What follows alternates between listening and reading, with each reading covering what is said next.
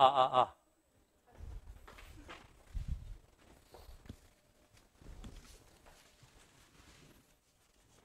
반갑습니다. 최원순입니다.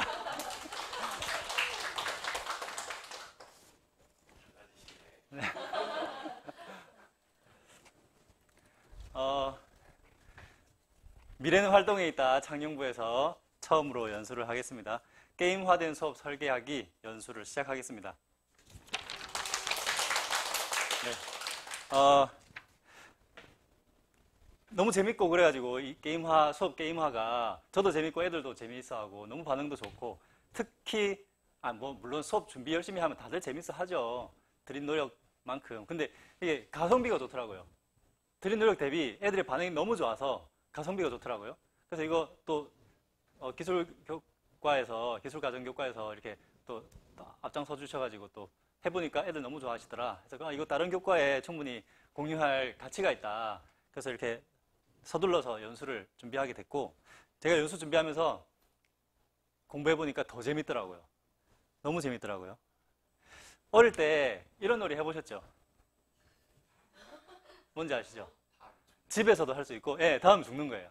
이렇게 길 가면서도 이렇게 보도블록 무늬마다 흰색만 밟아야지 하면서 막 이렇게 가기도 하고, 아니면 집에서 소파 위에서 뭐 물건 밟고 올라가가지고 밑에 용암이야 막 하는 그런 놀이들 다들 하잖아요.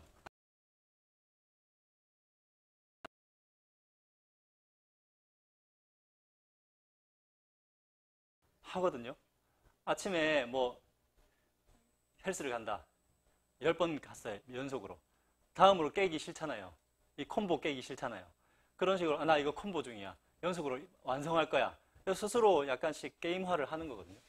태어날 때부터 우리는 이렇게 공들여가지고 힘들여가지고 걸어가지 않아도 되는데도 게임을 설정을 하고 이 규칙을 지키려고 해요. 본능적으로.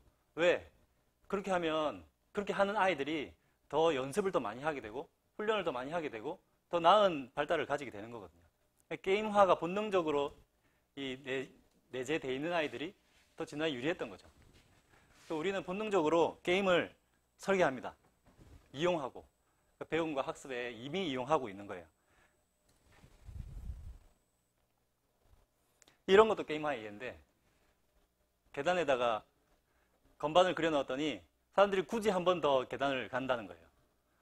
뭐 밟으면서 뭐 이렇게 음악을 상상하겠죠. 계단 사용률이 66% 증가했다고 합니다. 이런 것도 게임화인데 좀비런이란 저는 안 써봤어요. 근데 듣기만 해도 흥미진진하더라고요. 이게 좀비한테 쫓기는 상황을 설정해 준대요. 그래서 막 이어폰 끼면 좀비가 쫓아오는 소리도 막 들린대요. 그래서 막 뛰어요. 뛰면은 그만큼 좀비로부터 멀어지고 또 뭐 포인트가 쌓이고 뭐 도망가는 아지트로 가서 거기서 뭐 기지를 막 만들고 막 그렇게 한대요. 그래서 열심히 뛸수록 뭔가 생존하고 막 그런 거예요. 그냥 뛰는 것보다 훨씬 재밌겠죠.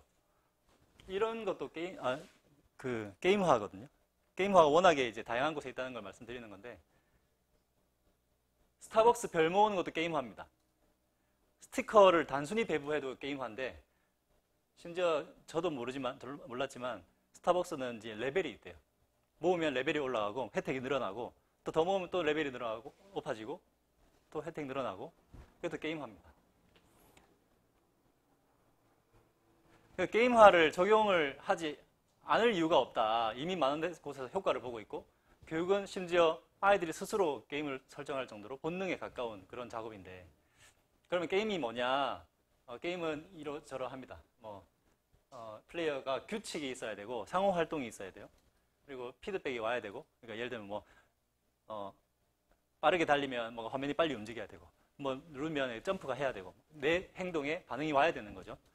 그리고 추상적 도전 과제가 필요하대요. 예를 들면 이 추상적 도전 과제가 꼭 도전 과제에만 꼭 추상화돼야 되는 건 아니고, 예를 들면 체스를 할 때 말들이 실제로 기사가 있는 게 아니잖아요. 근데 그냥 말만 그려놔도 우리는 그 기사라고 믿는단 말이죠. 또는 전쟁이라고 믿는단 말이죠. 그래서 상대방이 이겼을 때 어떤 전쟁에 승리한 것 같은 그런 추상적인 보상도 얻는단 말이죠. 그러면서 정량화할 수 있고, 이게 정량화가 놀이와 게임이 구별되는 지점이래요. 정량화는 어떤 점수가 주어지고 레벨이 있고 승리했냐 졌냐가 딱 결정이 되는, 그런 거 없으면 그냥 놀이죠. 물론 놀이도 교육적으로 이제 가치가 있을 텐데 일단 여기서 배우는 건 게임이니까 게임은 그런 것들이 있고 또 감정적 반응을 도출을 한대요. 승리하면 성취감, 즐거움, 실패했을 때 좌절 이런 것도 주고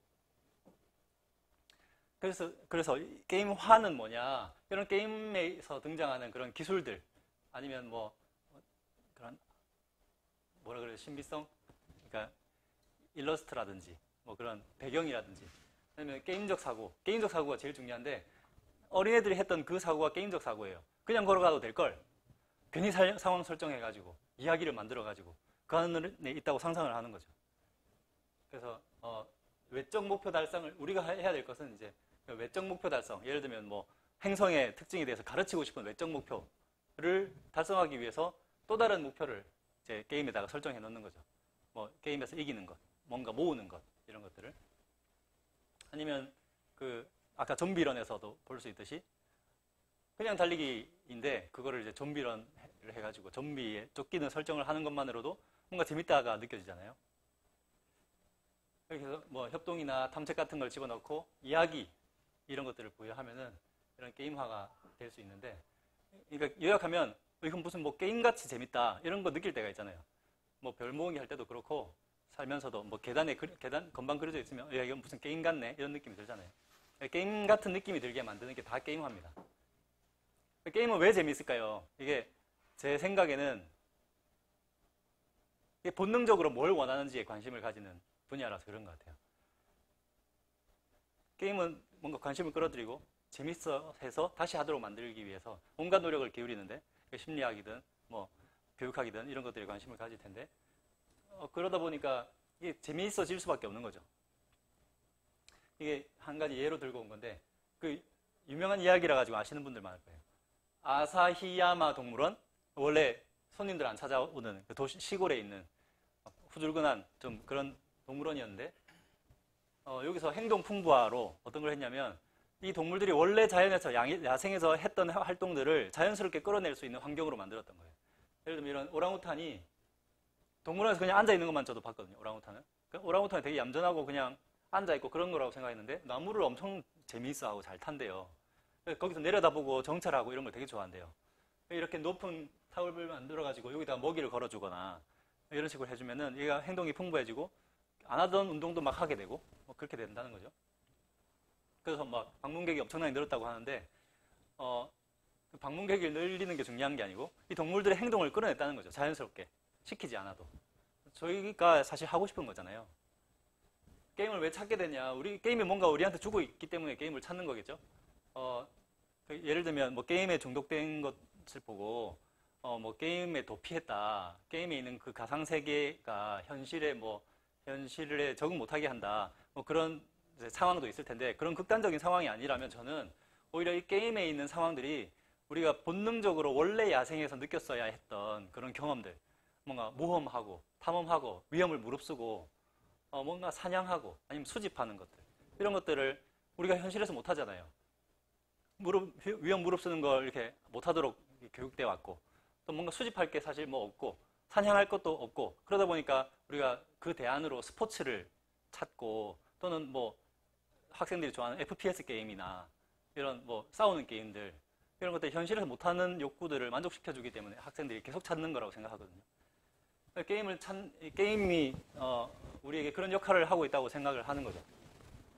어떻게 보면은 진화적인 고향이라고 볼 수 있는 그런 여러 가지 경험들을 게임이 대신 해주고 있는데 본연의 모습을 더 잘 이끌어내는 것 같다. 우리가 하고자 하는 것이 활동 중심 미래 교육이라면 어떻게 활동을 하게 만들 것이냐, 어떤 활동을 하게 만들 것이냐. 당연히 실험이나 실습, 실기, 뭐 프로젝트 활동들 이런 것들을 다 할 텐데 그런 것들을 할 때 가장 고민되는 것들이 사실 참여도 문제잖아요. 참여를 다 하면 사실 무임승차 문제도 없고 당연히 할 텐데 어떻게 흥미를 유도하고 어떻게 하고 싶어 하게 만들 것이냐.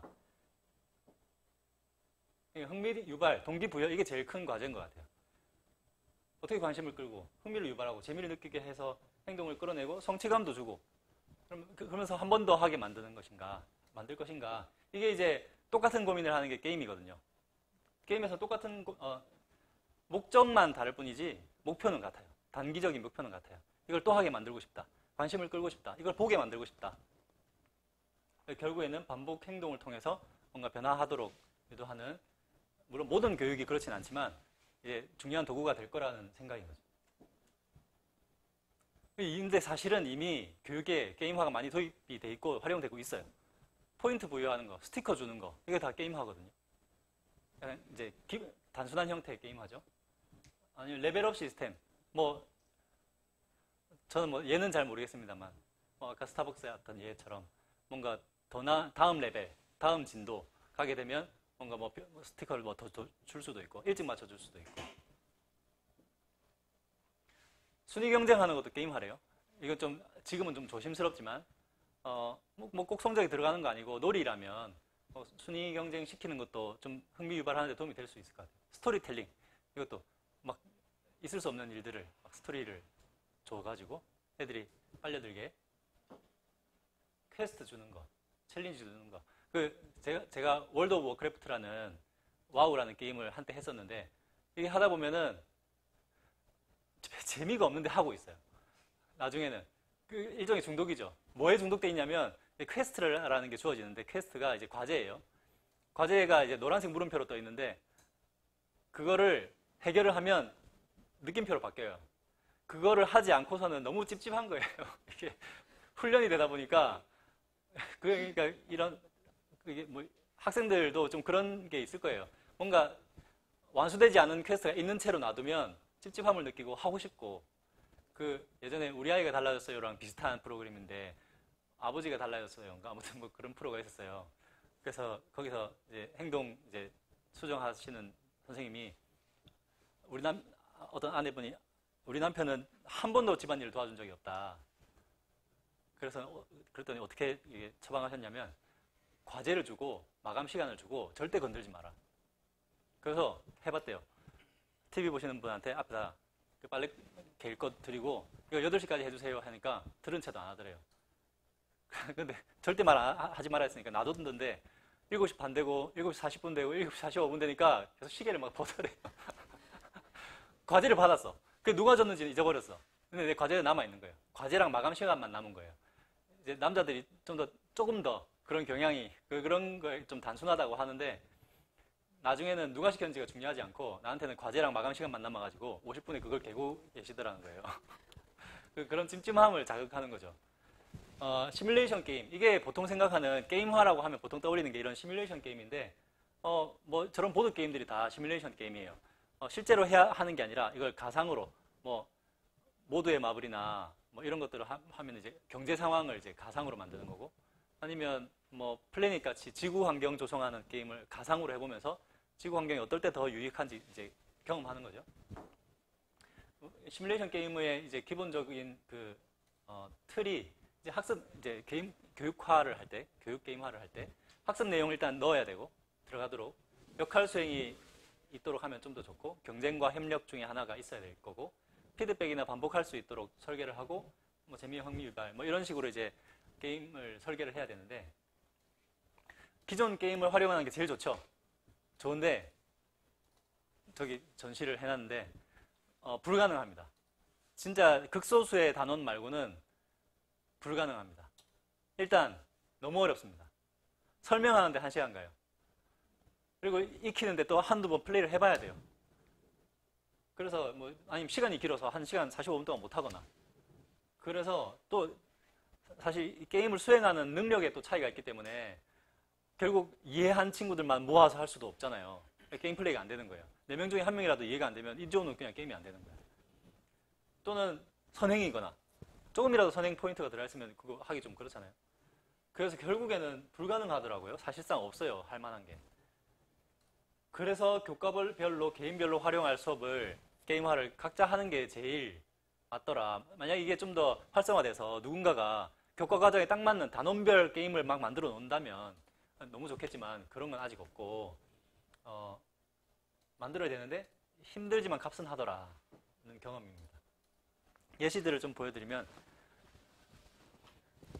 이미 인스타 팔로우를 하고 계시겠지만 간단하게 할 수 있는 이 게임 중에 이런 거 있어요. 이게 뭐냐면 A4용지 양면에다가 물리 변화에 해당하는 예시 화학 변화에 해당하는 예시를 각각 해서 팀 대전인데 대표들이 나와가지고 물리 변화에 해당하는 걸 이제 올릴 팀, 위쪽으로 보이게 할 팀, 화학 변화에 해당하는 걸 보이게 할 팀 가위바위보에서 나눠가지고 시간 안에 그 뒤집기를 하는 거예요. 읽어보고 이건 물리 변화다. 그럼 보이게. 화학 변화다. 한 반대로 뭐 이런 식으로.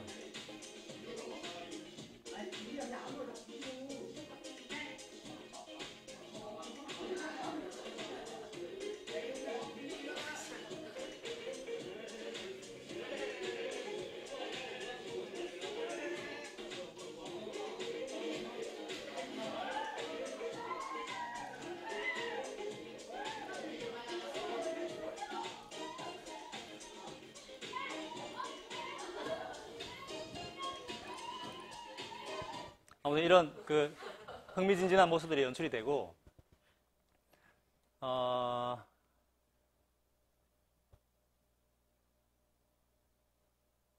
그래서 뭐 보드게임에서 좀 힌트를 얻고자 워크숍을 진행하기도 했습니다. 보드게임 카페에서. 논 게 아니고요.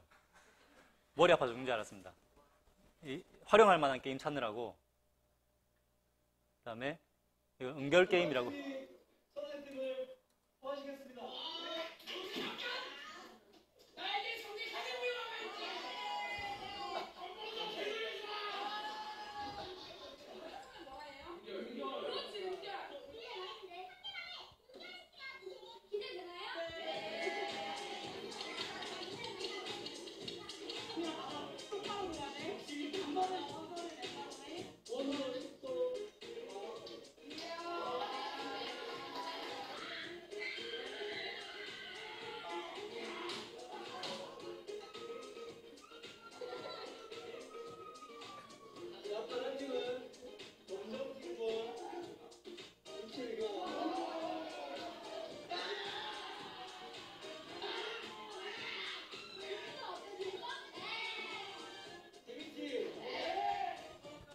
뭐 이런 예들도 있고요. 은결 게임인데 재밌습니다. 이거는 이제 좀 이따 체험하게 이제 마련해놨는데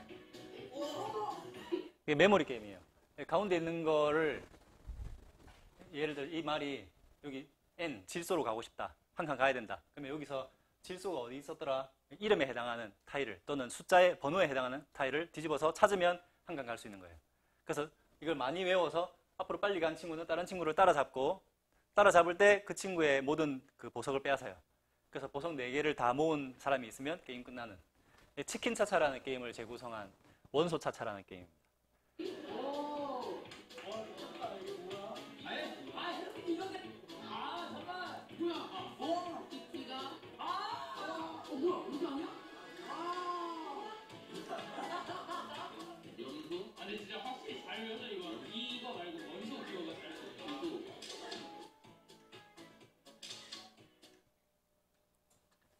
그 다음에 이거는 이제 15도시라는 게임인데 온실 효과를 가르치려고 제가 그 단원을 딱 게임 하나에 넣어서 만든 게임인데 협동 게임이에요. 협동해서 밑에 놓인 카드가 딱 지구 평균 온도인 15도가 되도록 딱 만들면 다 같이 승리하는 그러면서 이제 온실 기체가 뭐가 있는지 온실 기체마다 얼마만큼의 효과를 내는지 또 어떻게 하면 이제 온실 효과가 줄어드는지 뭐 이런 것들을 게임에 담아놨습니다. 메테인은 펜을 4개를 저장합니다.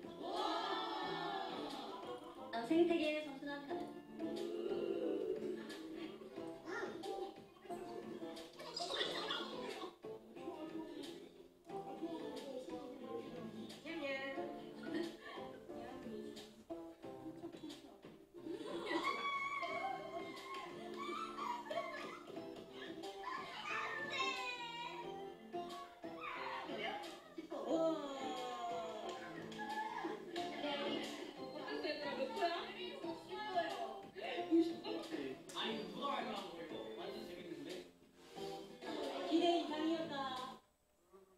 아무튼 이런 그 게임들을 이용을 했었고 꼭 이렇게 실물로 할 수 있는 게임들만 있는 건 아니고 모바일로 또는 온라인으로 태블릿으로 할 수 있는 게임도 있어요. 예전에 그 한참 마스크 쓰고 다닐 때 애들 학교 못 나올 때 만들었던 게임들인데 구글 폼을 가지고 방탈출 게임처럼 만드는 거예요. 게임을 맞춰야 다음 설문지로 넘어갈 수 있고 그러면서 이제 조별로 협동을 할 수도 있게 만들고 또는 역할을 줘가지고 누구는 힌트를 2개 얻고 누구는 뭐 부활을 시킬 수 있고 부활에 해당하는 뭐 비밀번호를 준다든지 해서 그래서 애들한테 약간 게임하는 느낌을 주게 하나 뭐 보여드리면은 이렇게 야자 게임이라고 야자 게임 비기닝입니다. 자기 학번 넣고 해가지고 이렇게 상황을 주는 거예요. 어두운 교실에서 깨어난 거예요. 뭐지? 지금 어느 교실이지? 일반이면 뭐 자기 반 넣고 명찰에 자기 숫자, 번호 넣고 상황이 뭔가 잘못 먹어가지고 쓰러졌다가 깨어난 거예요. 뭐지? 그 스위치보다 일단 불 좀 켜보자. 근데 불을 손가락만 움직여져. 손가락으로 명찰을 던져서 스위치를 켤 거예요. 그러려면 필요한 속력이 그 상황을 주고 속력이 얼마가 필요한지를 계산해서 맞추면 다음 섹션으로 넘어가는 거예요. 넘어가서 또 뭐 여러 가지 퀴즈를 풀고 소울을 만난 거예요. 게임 하나 하자. 그래서 만약에 엉뚱한 대답하거나 하면 처음으로 돌아가거나 아니면 새드 엔딩으로 끝나게 하고 다음 교실로 가서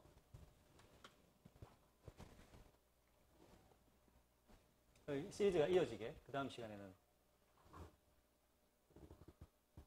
이렇게 뭐 상황에 빠져들게 하는 거죠.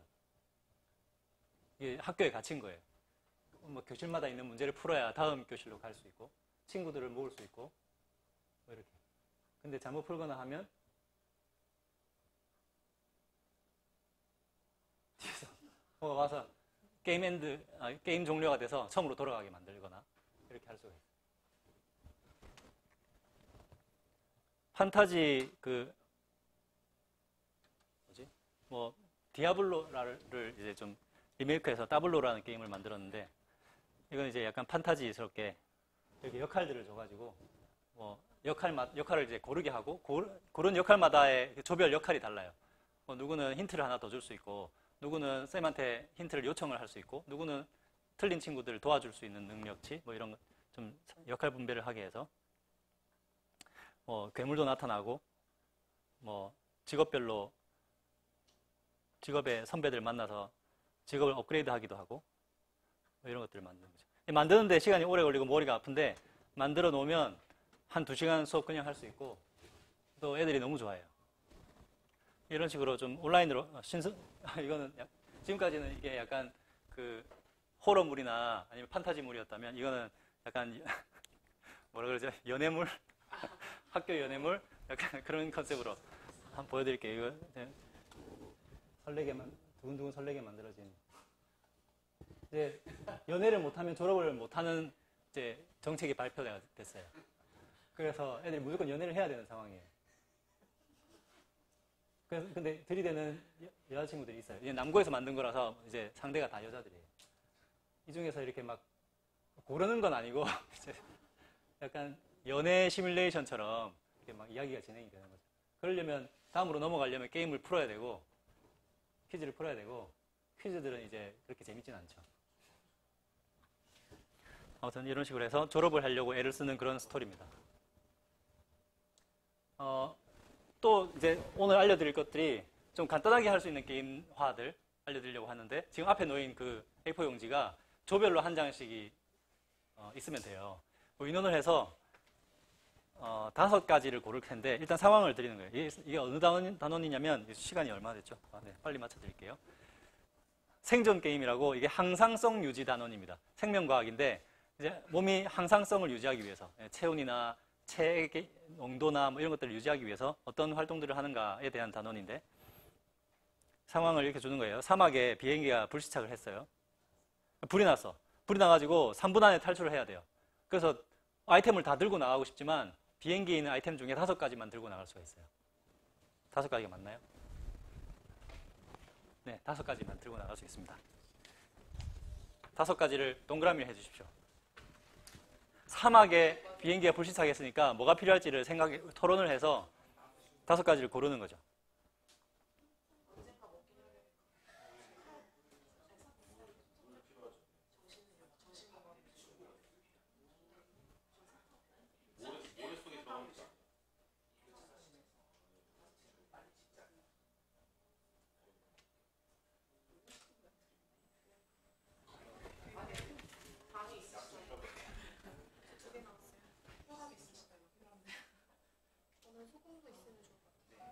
땀이 많이 나니까.